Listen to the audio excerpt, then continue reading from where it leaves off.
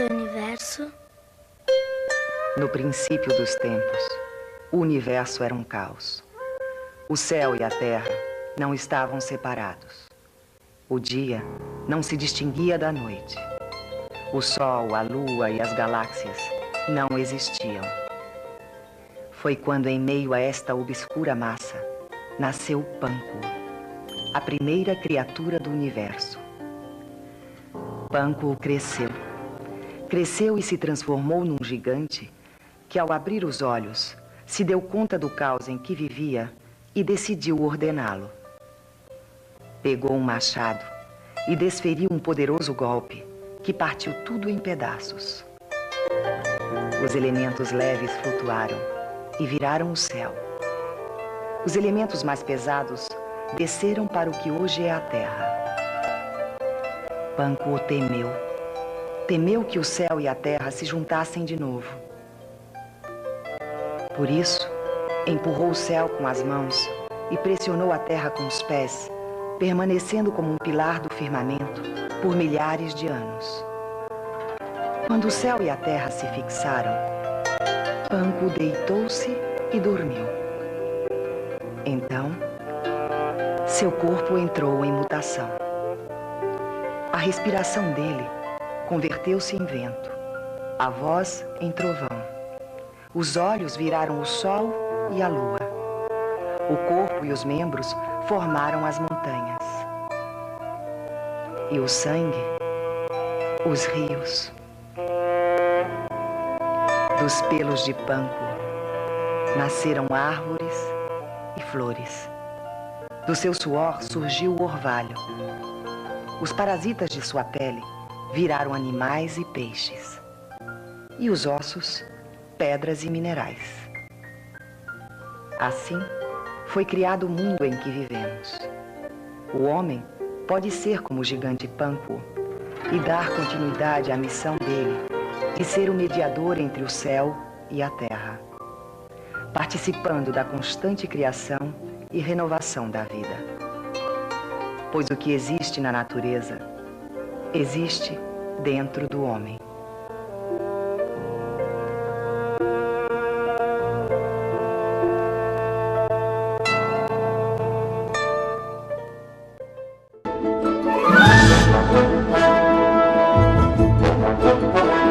A criação do mundo.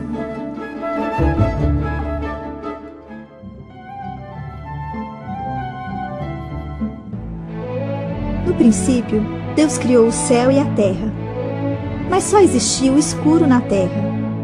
Deus disse: faça-se a luz. Então Deus criou o dia e a noite. E Deus viu que tudo o que ele criou era bom. Quando chegou o segundo dia, Deus criou o céu e se separou das águas, e viu que isso também era bom. No terceiro dia, Deus separou as águas e criou um chão seco, que ele chamou de terra, e as águas ele chamou de mar. Na terra, Deus criou as árvores, cada uma de um fruto diferente, e Deus viu que tudo aquilo era bom. Deus então criou o sol, a lua e as estrelas. Colocou o sol para iluminar o dia, e a lua com as estrelas para iluminar a noite. E Deus viu que era bom. Esse foi o quarto dia. Deus criou os animais, que para viverem nas águas e voarem no céu, cada um de uma espécie, para que todos os seres vivos se multiplicassem. E Deus viu que tudo aquilo era bom. Esse foi o quinto dia. No sexto dia, Deus criou os animais da terra. Então Deus disse: está na hora de fazer o homem e a mulher. Eles vão se multiplicar, irão reinar sobre tudo que existe na terra. E Deus viu que tudo era muito bom. Deus terminou toda a sua criação e no sétimo dia descansou. Então abençoou e santificou esse dia como o dia do Senhor.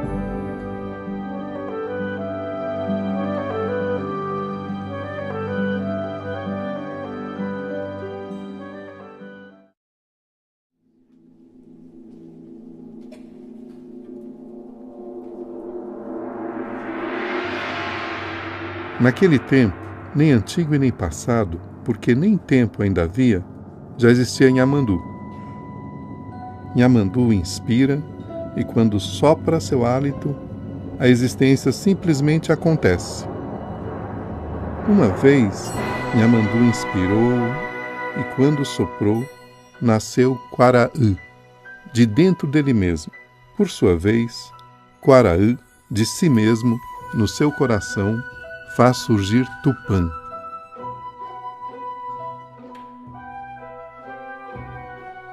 Que se põe a dançar e cantar na imensidão de Nhamandu, e criando mundos e mundos e mundos. Tupã criou a Mãe Terra e também muitas outras mães estelares, através de um cantar, na pausa de uma respiração relampejante. O espírito da Mãe Terra flutuou na imensidão que foi assumindo a forma de uma quase serpente, que foi se esticando, depois foi se contorcendo, se enrodilhando, se encolhendo, foi se tornando oval, depois foi aos poucos se arredondando e ali ficou, adormeceu, sonhava. Então Tupã olhou e desenhou em seu corpo as primeiras entidades, as montanhas, rios, lagos, nascentes, florestas, desertos e planícies. Depois disso, Tupã precisava de alguém para continuar o trabalho da criação. Ele sonhou em criar o primeiro ser humano, Nyanderu Vussu. Ele era como se fosse feito assim de um vento luminoso. E ele tinha asas. Então, ele foi dizer a Tupã que não conseguia viver sobre a terra. O Criador sugeriu que ele percorresse os 4 cantos do mundo e fosse atrás das entidades divinas, que elas poderiam lhe ensinar algo. Nyanderu Vussu flutuou em direção ao leste e encontrou com uma imensa rocha. Foi então que ele tornou-se pedra. Ele se viu pedra. Então é assim que é viver na terra? Então, Nyanderu Vussu saiu e se dirigiu ao sul. Lá, ele encontrou a primeira árvore do mundo, Pindovu. Ei, você pode me ensinar a viver na terra? Sim, claro, entre em mim. Assim que ele entrou, ele se tornou uma frondosa árvore. Foi quando ele sentiu suas raízes bem fundas. Mas que coisa boa! Era a verticalidade alta do tronco que ele sentia, e se espalhando em uma cabeleira de folhas que dançavam. Pronto, pode sair, disse o espírito da árvore. Você já aprendeu. Continue a sua jornada. Então, Nyanderu Vussu saiu. Foi para o norte e lá encontrou o primeiro animal ancestral. Era a onça, que olhou para ele fixamente. Entre em mim, assim entenderá o que eu sou. Nyanderu Vussu então se tornou onça. Estranhou um pouco as 4 patas. Eram como raízes, mas ele gostou também. Agora sai. Tudo isso eu posso e sou, disse o espírito da onça. Subiu a montanha, flutuou até o alto, viu uma gruta. Entrou na gruta, viu lá no fundo a figura de uma serpente. Você pode me ensinar alguma coisa sobre a terra? Eu sou o espírito da terra, disse a serpente. Eu sou a protetora das entidades da terra, das montanhas, dos vales, dos rios, das florestas. Em todo lugar eu estou. Então você pode me ensinar? Claro. Então o espírito da terra esticou sobre o chão e foi recolhendo com o seu corpo um barro úmido da gruta. Com ele foi moldando um corpo, modelou o corpo humano. Entra aqui e você aprenderá muitas coisas sobre a terra. Nyanderu Vussu entrou e também sentiu a verticalidade do molde, com as raízes dos pés soltas. Era muito diferente. Olhou em volta e foi a primeira vez que ele viu o mundo com os olhos de cristal. Junto com este corpo que te dei, há também meus dons e as minhas marcas. Você pode criar o que você quiser. Preste atenção no que dizes. Cuidado com a sua fala, pois tudo o que disser, assim será. Até que então ele olha o céu e lhe vem na mente uma palavra. Arara! Foi assim que surgiu a primeira arara no mundo. E ele foi falando. Paracal! Anum! Guará, Guararema, Guaratinguetá. Muitos pássaros foram surgindo no céu e também começou a falar. Jacaré, jararaca, jararacuçu, paca, tatu, capivara, saruê, catinguelê. E assim foi surgindo nomes e nomes e nomes que se transformaram em animais da terra. E Yanderuvuçu ia andando e falando, até chegar à margem de um rio. E quando ele olhou para o rio, começou a dizer: Aruanã, Pirarucu, Tambaqui, Pirapiré. E aí foram surgindo peixes. E Yanderuvuçu ficou impressionado. Falou nomes de plantas, nomes de árvores, e muitas coisas passaram a existir. Sua vida era cantar, andar, falar, sonhar. Até que um dia ele resolveu voltar para a gruta. Mãe Terra, eu vim devolver o corpo e os dons que me deste. Não precisa devolver, pode ficar para sempre. Eu só queria aprender como era viver na terra. Agora eu quero voltar para o alto. Então lhe disse que ele poderia ficar com aquele corpo pelo tempo que quisesse. E quando se cansasse, poderia fazer uma cova em qualquer lugar. Não precisava voltar na gruta. Então Yanderuvuçu desceu, caminhou em direção ao rio. Lhe chamou a atenção uma cachoeira no final da curva. Ficou de pé diante de um poço cristalino e foi quando viu, através do espelho das águas, a sua própria imagem. Cunhantaí-Porã! Ele não sabia que era a sua futura companheira, mas quando ele falou estas palavras, surgiu a primeira mulher. Ela se ergueu prontamente das águas e lhe fez companhia. Era um dia pleno de céu azul. O que eu posso fazer por aqui? Disse ela. Ajudar a criar a vida na terra. Mas como? Através da inspiração de Tupã. Yanderuvuçu e Cunhantaí puseram-se então a caminhar juntos. Nossa! Você criou somente peixes cinzentos. É preciso pôr mais cor nesse mundo das águas. Cunhantaí, então, passou a recitar muitos nomes de peixes coloridos, enfeitando várias nascentes e pequenos rios. Cunhantaí olhou a floresta e criou alguns insetos coloridinhos e pintadinhos, como a joaninha, o louva-a-Deus, a borboleta, a esperança. Até que chegou um dia, mas seria bom se tivesse mais gente nesse mundo. Vamos fazer isso? Mas como? Então ela foi à floresta, pegou uma semente de cada árvore, colocou em uma cabaça. Foi então que fez a primeira maraca. Cunhantaí chacoalhou e começou a cantar vários sons, enquanto as sementes chacoalhavam. 4 povos se formaram, todos nascidos das sementes da natureza, como parte da mesma tribo, a nação humana. Houve um tempo em que Yanderuvuçu se cansou de andar pela terra-mãe, mas não queria ficar muito longe de suas sementes. Assim, transformou-se em Quaraci, o sol. Cunhantaí, muito tempo depois, transformou-se em Jaci, a lua. E acompanha o povo semente desde aquela época, olhando nas noites claras e nas noites escuras.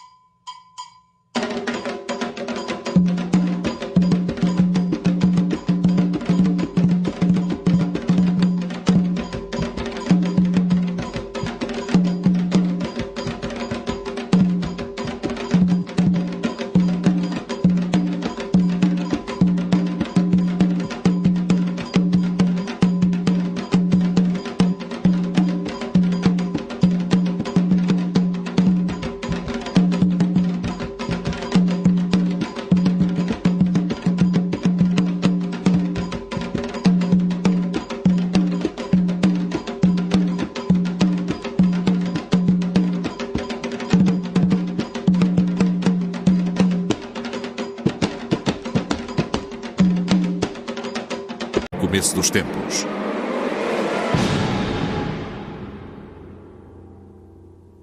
De acordo com a mitologia egípcia, no início não existia nem céu nem terra, nem dia nem noite, nem vida nem morte.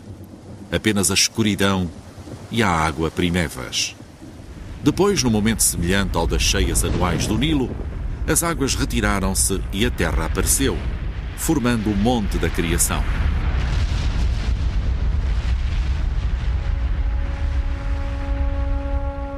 Dele surgiu Ra, o Deus Sol, que com a sua luz radiante iluminou o mundo pela primeira vez.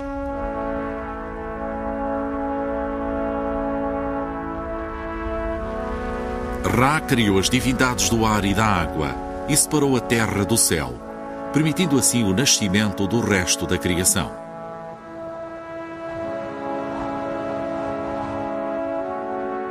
Embora existam muitos mitos para explicar a criação, a versão dos egípcios é única. Para eles, a criação não foi um acontecimento isolado, mas sim um processo cíclico de renovação que se repetia diariamente com o nascimento do sol.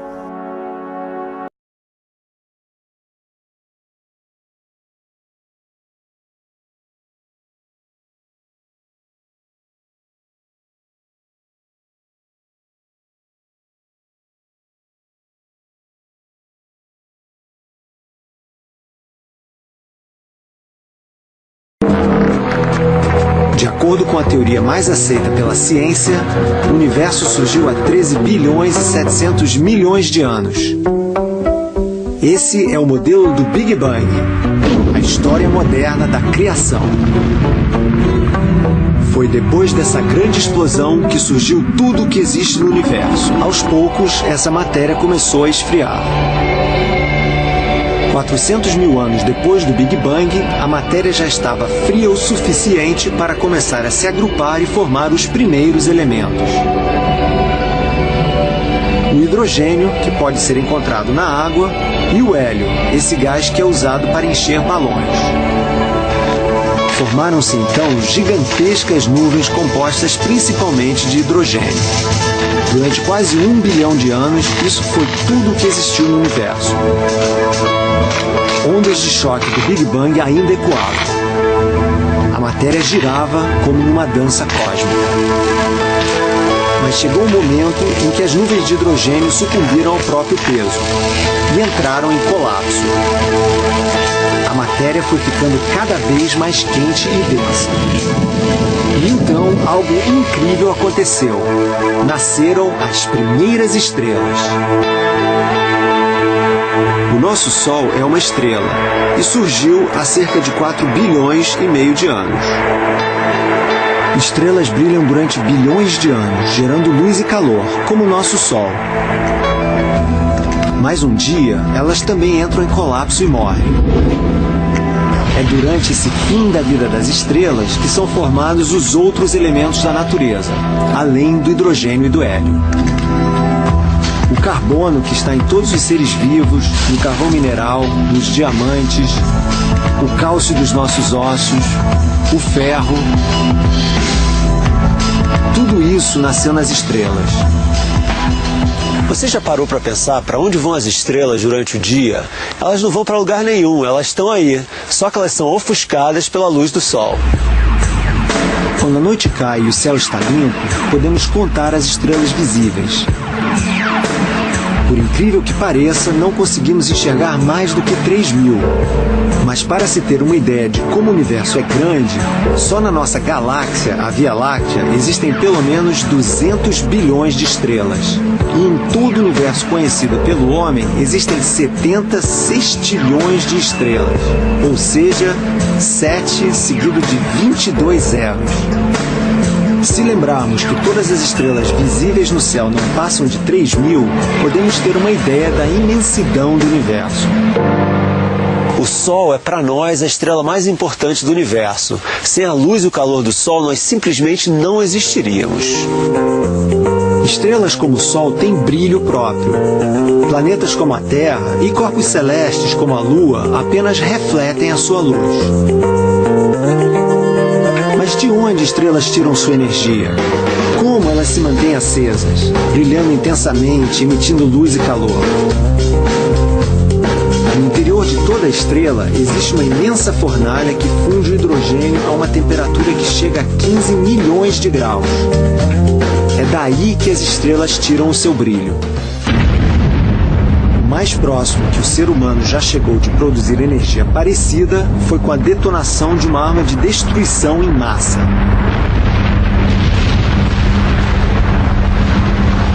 Uma bomba de hidrogênio, a arma mais letal que existe. Até hoje, a bomba H, como também é chamada, só foi usada em testes.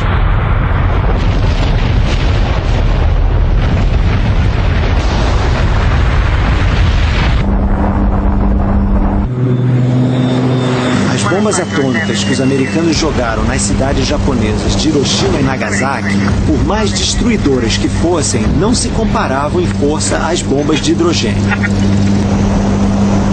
Pois é essa a gigantesca fonte de energia de estrelas como o Sol.